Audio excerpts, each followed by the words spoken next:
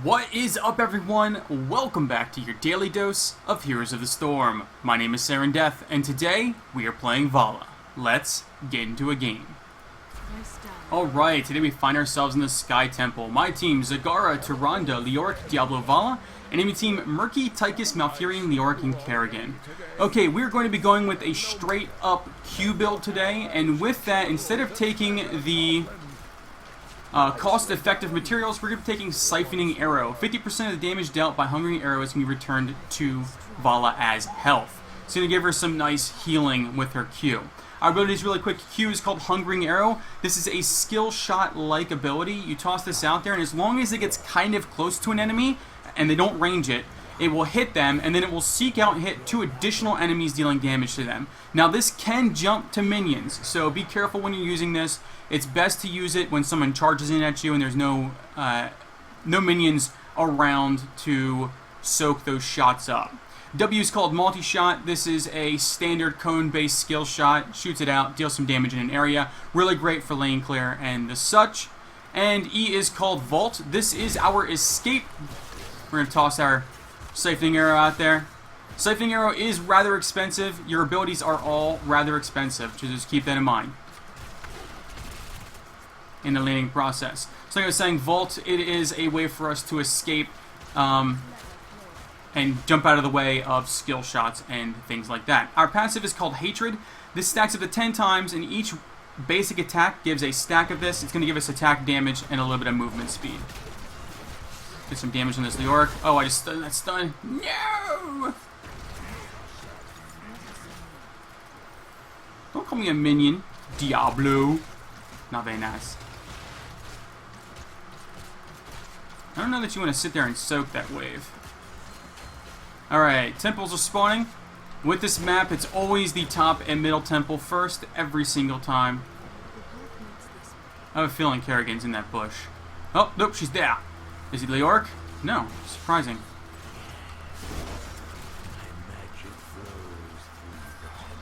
Alright. They have a very, very big lane clear. Just going to shoot my Hungering Arrow out there. I will not be able to take this one on my own. Alright, Diablo and Tyrande are here. We're going to get some damage out there.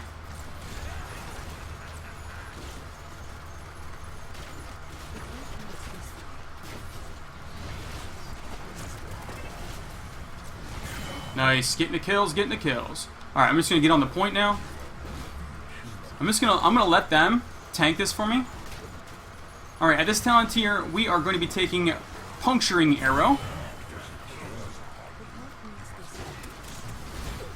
Uh-oh, we need to escape.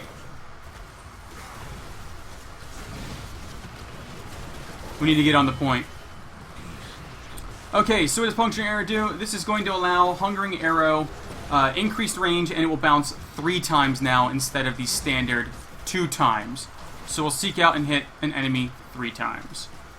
It's really, Hungering Arrow does a massive amount of damage if there is only one enemy there. I mean, you can just see how much damage I did with that one Hungering Arrow. It is, the amount of damage you do is impressive. It is a lot of burst damage. Okay, so we put some hurting on them, which is good, giving us an experience lead. Let's see here. We're about even in the mid lane, about even.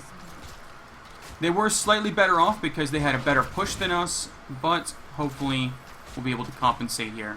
So the first spawn is always going to be top and mid. The bottom spawn, the second spawn is always going to be bottom.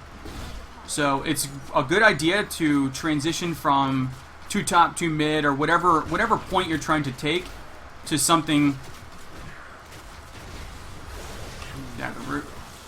to something that's going to help you secure bottom lane.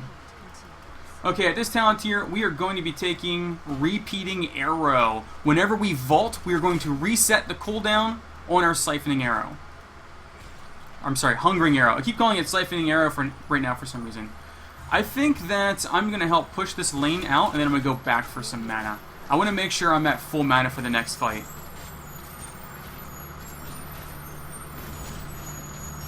Alright, yeah, I'm going to go back. Let my team know what I'm doing. I apologize for loud noises outside. I'm recording at a certain time during the day that it's usually quiet, but where I live, you never know. You never know. Alright. Hopefully Zagara can get away from that. I think she's dead. Okay, I'm going to be going down to the bottom lane then. We need somebody down here. It's unfortunate that we lost her.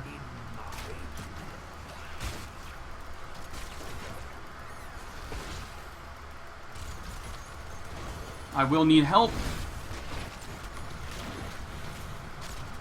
So, like I was saying, the unfortunate part about Hungering Arrow really comes down to you cannot control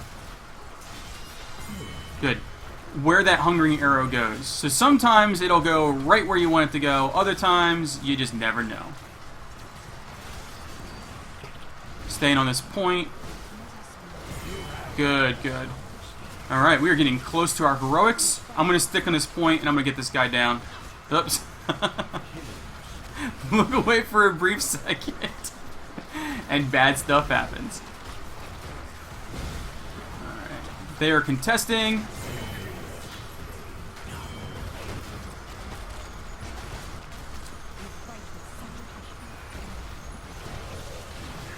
I'm just trying to stay mostly in the back to provide fire support. Oops.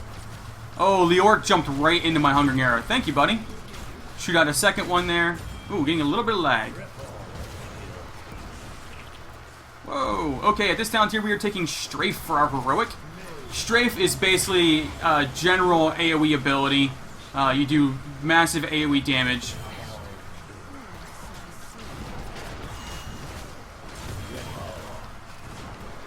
Fire off a second Hungering Arrow here. I am unfortunately out of mana. We got the point. I don't know why we're still here. Should definitely be out in the lanes, getting some of these camps right now. That'd be a good call.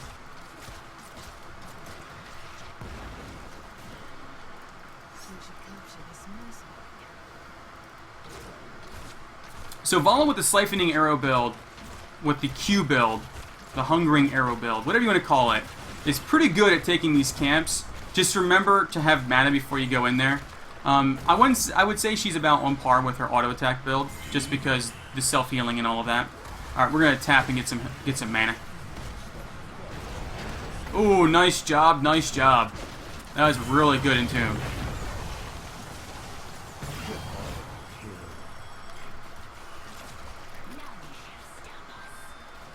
We should definitely push and get the fort here.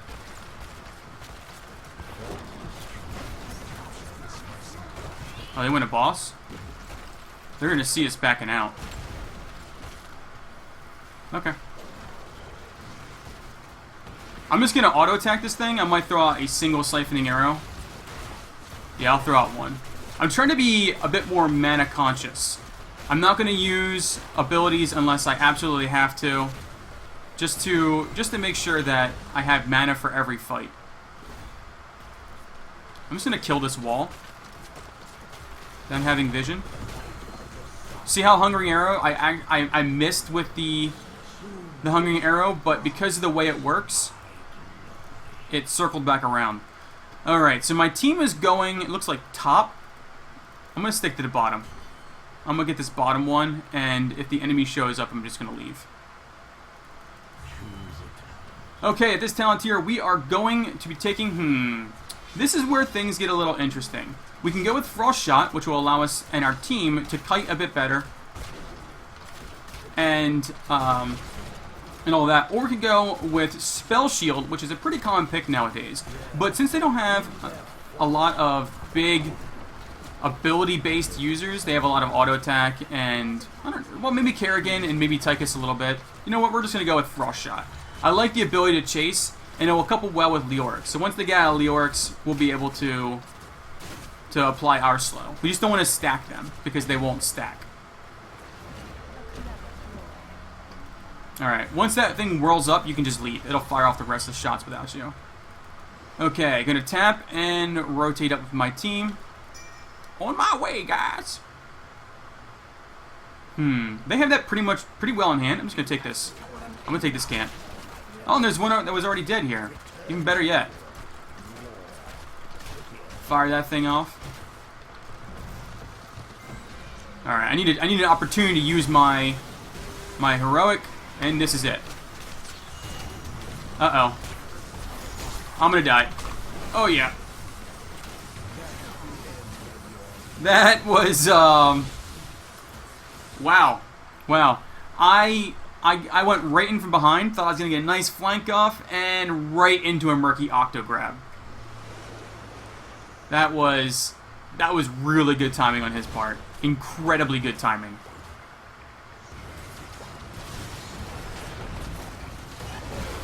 Very nice.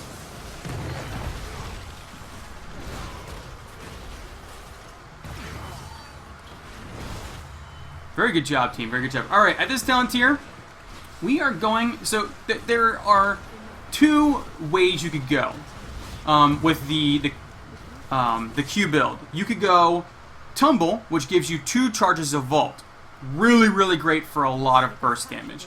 You can get some crazy burst damage out of this because your Vault resets your Q, and it just... The amount of damage you do is going to be insane. Or you could go with Blood for Blood. Now, looking at the enemy team, they only have really one high health enemy. And because Blood for Blood got nerfed down to the 10% damage, but double the healing, there's some potential there for some play. I think I'm going to take the Blood for Blood today, just for that extra burst of healing when we really need it. And they do have a Leorc on their team, so it's not like I'm not going to get any use out of it, because I will. I'll still get use out of the thing. I just want to make sure I'm not using it on something like Murky.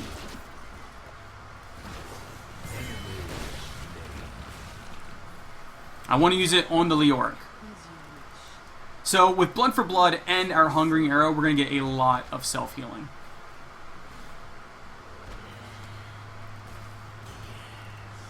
The triple Hungering Arrow is just hilarious damage, though. It really is. Alright. Gonna get this big guy down quickly. The small guys are pretty easy to deal with. Our strafe is up and ready to rock and roll for when we need it.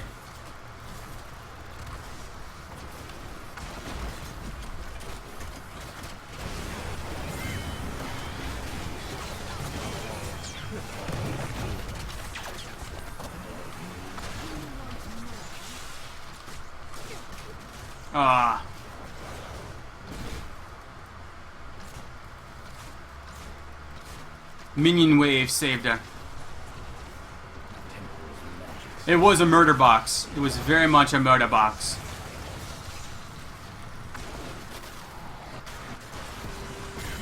Perfect. Another Hungering Arrow out there. Okay. We should back out. We should take out some structures we shouldn't be pushing in. I'm just going to give us an escape route. That's why I'm taking this wall down. Nowhere for you to go, buddy. Yeah, take the wall and the gate down. We don't want to dedicate too much to this.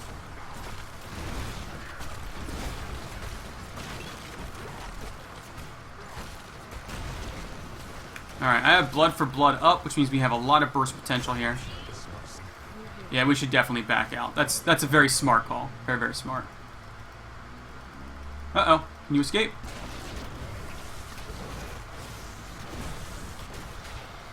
Yep, we want to back out. We want to back out. Just keep going. There we go.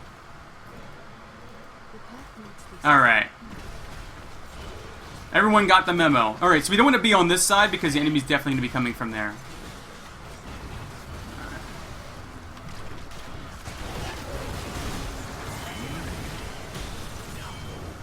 Perfect.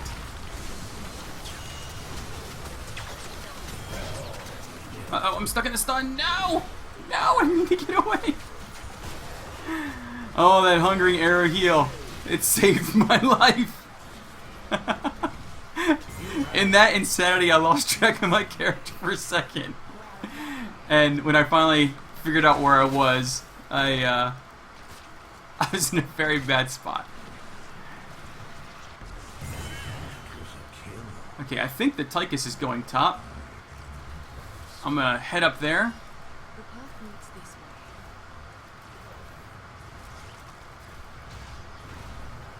way. Head up here, and we're going to go take this guy out.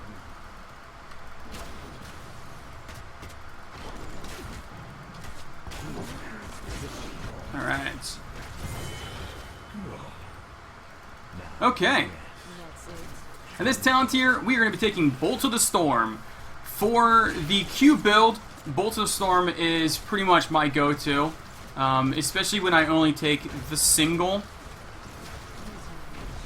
vault. If you go double vault, you can probably get away with not going Bolt of the Storm, but even then, you're probably going to be using your vaults to reset your Hungering Arrow, just to get extra damage out there. I mean, the burst damage is insane. It is pretty... It's GG. Yep, GG. Great work, everyone. Great work. Oh, what? What? It's not GG yet. It's at 2%. Alright, I'm rushing in. Alright, there we go. Now it's GG. Good work. Good work, everyone.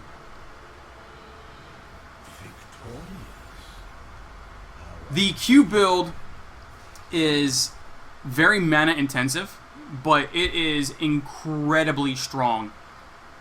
Especially when you are ensuring when you fire off the Hungering Arrow, it will hit the same target more than once. The amount of damage that will do. So when you saw like Leoric running in, I was popping my Q off of him, and he just took all 4 of the shots because it hit him once and then bounced him 3 more times. The amount of damage it does is just insane. It's absolutely insane.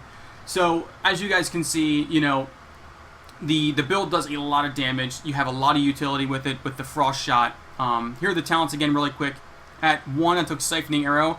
I've started going this route as opposed to the mana one. I've just been watching my mana more. This is a build where if you don't do that, you're going to be out of mana for almost every fight. So use your abilities when you need to. At 4, take Puncturing Arrow. This increases the range of Hungering Arrow and increases the number of bounces up to 3. At 7, you take Repeating Arrow. Whenever you vault, you reset Hungering Arrow. At 10, Strafe, you could go Rain of Vengeance. I just prefer Strafe personally. At 13, you have a few choices here. You can go Frost Shot, Spell Shield, if there's a lot of spell-based damage dealers like Kael'thas or Jaina on their team that are problematic for you.